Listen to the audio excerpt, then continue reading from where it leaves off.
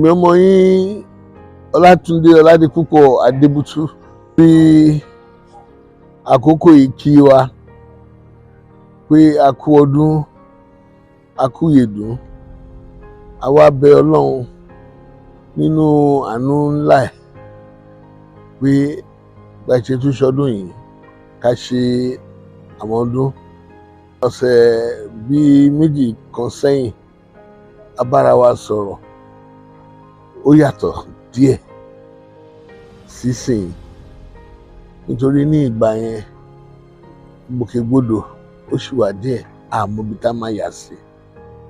Ní ìsìn a ti rí pé a ti rí ilé ẹjọ́ a ti fara tibẹ̀ a ti gbé petition wọ tribunal a dẹ̀ ti rí èrò pé ibi tó dáa ni ó máa já sí.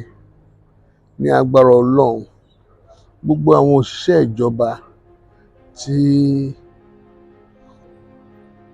ó dàbẹ̀ pé wọ́n nà ní pàṣán pé wọ́n dìbò síbi tí wọ́n wọ́n kọ́ dìbò sí.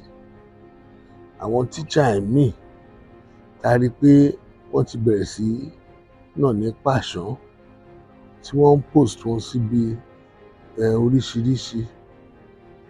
Ẹlòmíì níbi tó ti ń ṣiṣẹ́ even àwọn onímọ́tò ní gáràjì wọ́n ti lé wọn ò jẹ́ kán ṣiṣẹ́ mọ́ kán fi ọwọ́ wọ́nú. Àwọn ọmọ wa káàkiri náà ojoojúmọ́ náà ń fọlọ́pàá kó wọn bẹ́ẹ̀ pé a sí nílùú kan náà nítorí pé a dìbò sí ibi tí ò tẹ́ wọn lọ́rùn. Eléyìí ò tọ́.